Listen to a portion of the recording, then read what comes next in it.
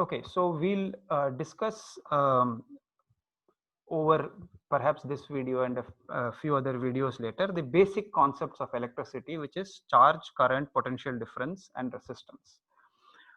So let's start with charge. When we came to know that there is some such thing as a charge and that there are opposite charges that objects can obtain, and this is clear from the findings of static electricity also as early as the 18th century, mid 18th century. Then itself we came to know that there is a probability, a basic positive charge and a basic negative charge, and of course that had to wait for another 300 odd years, 250 odd years for the discovery to be made, 200 years or so for the discovery to be made that yeah, indeed the atom contained positively charged particles and negatively charged particles in protons and electrons. But then there is another concept. So how do we know what is the charge of an individual proton or an individual electron? How do we measure it and what is its value? So we come to the idea of quantizing. So there is a whole history to it, like what experiments were conducted and so on. I'll give you briefly what those experiments are. Those who are interested can look it up. But the basic concept was something like this. The moment we were able to measure charge, we found that the charges of anything that we measured, remember we didn't know these things were made up of protons and electrons at this point of time, but what we came to find out was that the charges which were measured, when we figured out how to measure them very accurately, we figured out that they were always multiples of a basic quantity. So charge, in other words, was quantized. Okay, and what do I mean by quantization? I take a small analogy to explain it, which is what this section is about. Let's say that you receive information of collection in Indian rupees of a vending machine. I think I got this wrong. Okay, of a vending machine, let's say in an airport or something like that. And the vending machines collections for 4 weeks in the month of August was 1255 first week, 2635 second week, 560 third week, and 3250 in the fourth week. Now, what conclusion can you arrive at regarding how these payments were made? Okay, so the fact that they are all multiples of 5 gives us the obvious clue that the payment was made using 5 rupee coins. Okay, which means that the vending machine probably accepts only 5 rupees coins. Of course, it is possible for us to also, people to also pay using 5 1 rupee coins, whatever, but chances are that that is not possible to happen across 4 weeks for so many individuals who are using this vending machine. So therefore all we need to do is to confirm with the manufacturer, did you manufacture the machine such that it can accept only 5 rupee coins, being that there are no other currency, valid currency, which is a multiple of 5. So there is no such thing as a multiple that is a 15 rupee coin, 15 rupee note, and so on and so forth. Okay, so it must have been 5 rupee coin, and if the vendor says yeah, we made the machine so it accepts only 5 rupee coins, then there you have the answer. So in other words, this vending machines collections are quantized, which means that they will always be the multiples of a basic quantity of money, and that quantity of money is 5 rupees, which means that that 5 is the quanta, that is the single unit whose multiples you will always find in the collection.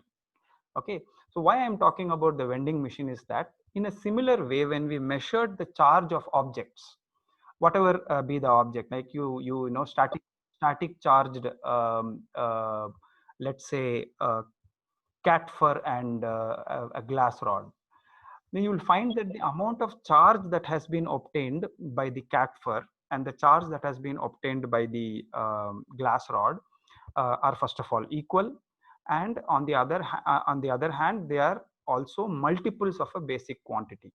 So that basic quantity is what is the fundamental unit of charge.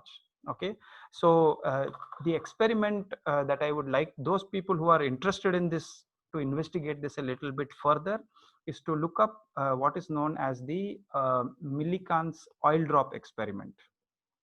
I think I have mentioned this even in ninth standard, but it's an experiment worth trying to understand. So look this up if you want to understand quantization of charge. Okay, so now we come to the part where we talk in terms of how is charge measured. You all know that a proton and an electron is a very small object. In fact, yeah, okay, I won't go into that, but they are very small objects. In fact, they are the fundamental building blocks of atoms.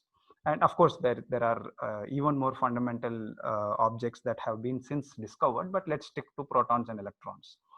Now, it's obvious that the charge of an individual proton or an individual electron is actually going to be rather small. I mean, in fact, I have to just give it as a fact that it is very small. Okay, and the unit of charge that we had arrived at this point of time was something called as a coulomb. COULOMB. I hope I got the spelling right. Okay, and it was of course named after the person who worked on this, one Frenchman called Coulomb probably, and the unit was given the symbol capital C. So it's capital C, okay, not small c. C seems to come up in so many places. The velocity of light is given c, small c. Then critical angle is also c, and now we find that there is a unit also called coulomb, which is also measured in c. So how much is a charge of 1 coulomb? Okay, it turns out that a 1 coulomb charge is actually an enormous amount of charge that will require an enormous amount of electrons or protons to be put together.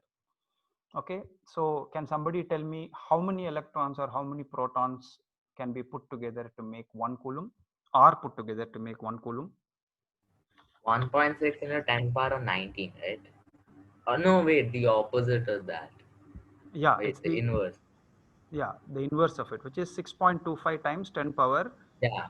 18 particles. So to make up 1 coulomb, and how did we find out? Again, we go to Millikan's oil drop experiment. You have to compare the mass of an individual proton or an electron, right? And then you have to divide it by the number of charge. I hope you are able to understand this, that basically how did we find out that we need such a huge amount of electrons, that is 6.25 times 10 power 18 particles, it's either protons or electrons, in order to make up 1 coulomb. And how big a number is that? It's 625 followed by 16 zeros. 1 2 3 4 5 6 7 8 9 10 11 12 13 14 15 16. Okay, so that many electrons or that many protons would make a 1 coulomb charge, negatively or positively. If it's electrons, then it will be negative. If it is protons, then it will be positive. So this number actually then gives you the number of individual particles to make 1 coulomb. And there is a relationship that is given over there. From this quantity, if this makes 1 coulomb, then you can find out what is the charge of an individual electron or a proton. Are you able to understand this? That's a simple sort of question in mathematics.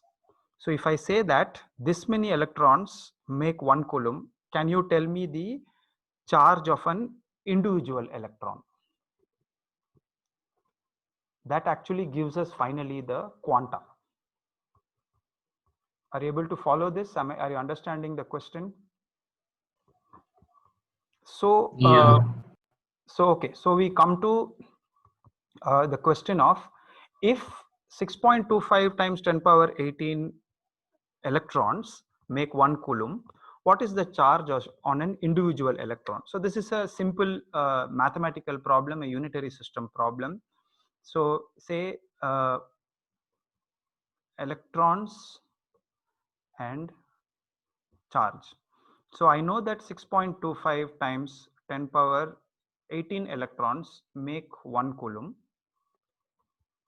then one electron will have how much charge?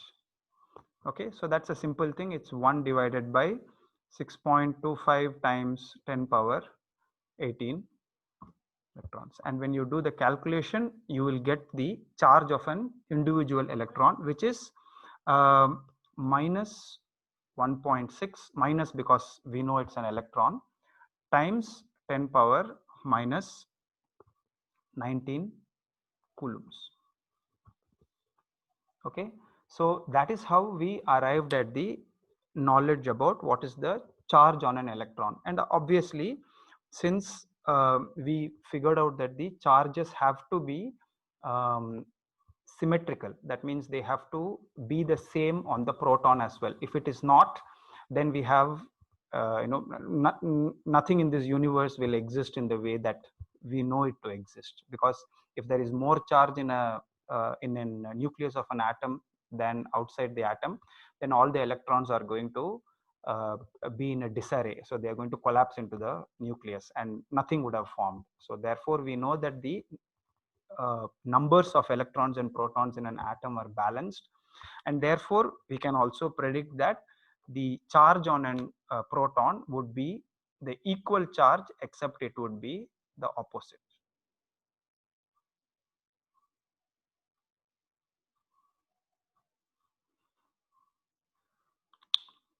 So is it clear up to now? Any questions? Any doubts?